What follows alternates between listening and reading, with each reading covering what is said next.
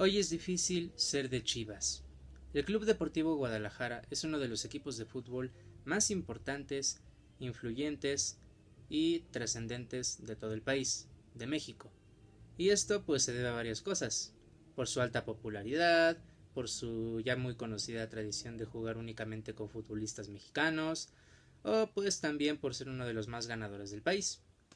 Sin embargo, hoy en día Chivas ha dejado de comportarse como un equipo grande y hoy se comporta más bien como un equipo del montón, como de esos de los que están siempre a media tabla y de los que poco se habla.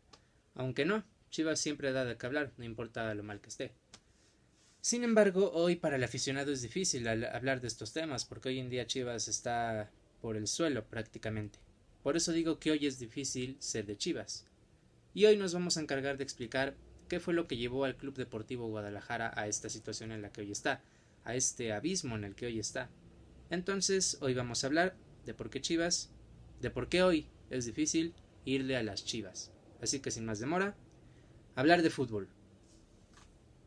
Yo creo que el primer factor a tomar en cuenta para decir por qué Chivas hoy está en esta crisis en la que está es por la falta de talento en los canteranos y que es difícil que los canteranos se consoliden en el primer equipo. Y esto lo hemos visto desde hace ya varios años. Muchos canteranos que llegan a tener buen nivel un par de partidos, pero que después se terminan perdiendo y pues acaban fuera del equipo, en otro de mucho menor envergadura, buscando cabida. Hoy en día hay si acaso 3 o 4 canteranos de Chivas que hoy se pueden ganar un lugar en el once titular. Llámese Rangel, Hormiga González, Yael Padilla, que quizás no es titular, pero entra mucho como revulsivo, o Mateo Chávez también. Sin embargo, pues también tenemos casos como Jesús Brígido, que hoy en día ya está a préstamo en Juárez, a Pérez Buquet, también ¿a quién más? A Pavel Pérez, que estuvo varios años como la joven promesa y ahorita ya está en el Necaxa, totalmente hundido, fuera de Chivas, con un nivel muy irregular todos. Entonces allí se explica la falta de talento y también la falta de actitud que tienen muchos jugadores y por qué hoy en día es difícil que los canteranos logren consolidarse. Entonces, también quiero aclarar que esto no es algo que le pase solamente a Chivas, es algo que lamentablemente se ve en muchos equipos. Gracias al exceso de extranjeros y también al poco apoyo que se le da a las canteras, es que hoy en día rara vez se ve que un canterano de verdad destaque. Y es por eso que es uno de los factores que más le afectan a Chivas, porque además, al jugar solamente con futbolistas mexicanos, se ve aún más obligado a impulsar su cantera y sacar de ahí muchos de los jugadores que probablemente sean los que vaya a utilizar. Pero repito, con la falta de talento, muchos de estos no se logran consolidar. Entonces, ese sería el primer factor. Ya como un caso muy conocido, probablemente el más fácil de todos, sea el de la Chofis López, futbolista que nos deslumbró por mucho tiempo, que tuvo momentos espectaculares con Chivas, pero que lamentablemente siempre se quedaron en chispazos. Nunca tuvo un nivel regular y terminó totalmente hundido, al punto de que ahorita ya ni siquiera sé en qué equipo juega. Pero bueno, ese sería el primer factor a tomar en cuenta. Otro motivo de la crisis que tiene Chivas hoy en día es también el contratar a futbolistas indisciplinados. Y esto es algo que ya se ve desde hace mucho tiempo. No sé si se les venga a la memoria el caso de Marco Fabián o el de Carlos Salcido, que tanto en Chivas como en selección mexicana tuvieron varios problemas por indisciplinas, por hacer cosas indebidas en las concentraciones. Y bueno, ahí se podía perdonar un poquito. Bueno, no perdonar, pero sí como un intercambio, como un vale, dejo que hagas tu relajo, pero cumple aquí. Porque Salcido y Marco Fabián pues eran indisciplinados, pero por lo menos tenían un muy buen nivel. Tanto en Chivas como en selección siempre daban lo mejor de sí. Marco Fabián siempre se aventaba unos goles impresionantes. Salcido siempre era un futbolista que cumplía en defensa. Entonces ahí hasta cierto punto se podían perdonar o tolerar un poco las indisciplinas por el hecho de que eran jugadores que en el terreno de juego siempre daban lo mejor y siempre eran piezas fundamentales para sus equipos. Pero hoy en día ya ni siquiera eso. Hoy en día son indisciplinados y además no cumplen dentro de la cancha. Casos así están como el de Alexis Vega, que si bien no era un canterano, pues sí era un futbolista que llegó para ser diferencial, para ser de los mejores, para ser el mejor, porque se pagó mucho dinero por Alexis Vega al Toluca. Y bueno, llegó y en liguilla nunca apareció. De las veces en las que Chivas logró entrar a liguilla, Alexis Vega nada más no dio el ancho. A eso échale que tenía un nivel bastante irregular. Y sí, tuvo buenos momentos con Chivas. Pero eran demasiado irregular.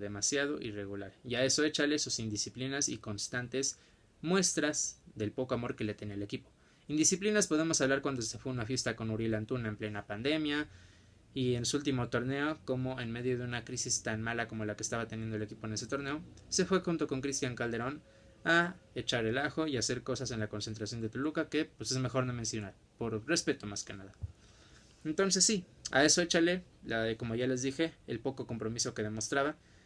Siendo jugador de Chivas, en entrevistas dijo que él sí jugaría para el América, el clásico rival. También dijo que de pequeño le iba al Cruz Azul y que Pumas y no sé qué tanto. Pero bueno, ahí se demostraba el poco compromiso que Alexis Vega tenía por Chivas. Hablando también de Cristian Calderón, pues él era un jugador que sí, llegó a tener buenos momentos. Se les vendrá a la mente esos cuartos de final contra el América. Pero bueno, también se meten las indisciplinas, lo echan del equipo. Y en cuanto lo echan de Chivas, se va al América, al clásico rival. Y apenas llega dice que él siempre le fue a la América y que era el equipo de sus amores. Y es raro porque yo creo que muchos chivermanos en ese momento se nos llegó a la cabeza el recuerdo de que un día él le metió goles al América y los festejaba besando este escudo, el escudo de Chivas. Entonces ahí se ve que Chivas ha tenido problemas para encontrar jugadores que de verdad tengan un compromiso, que de verdad sepan lo que es jugar para Chivas, lo que es sentir amor por los colores. Y bueno, ese sería otro factor, contratar futbolistas sin compromiso, indisciplinados y que dentro de la cancha no dan rendimiento que se espera. Otro motivo es también que no se contrata a la gente que se debe contratar. Y no solamente me refiero a los jugadores, que fue lo que ya hablamos, también me refiero a los entrenadores y a los directores deportivos. Empezando con los entrenadores. Desde la salida de Matías Almeida, quien fue el último que dirigió unas Chivas ganadoras, han pasado ya como 6, 7, 8 técnicos por el equipo, lo cual te habla de una inestabilidad bastante amplia y de que es difícil tener un proyecto sólido en Chivas.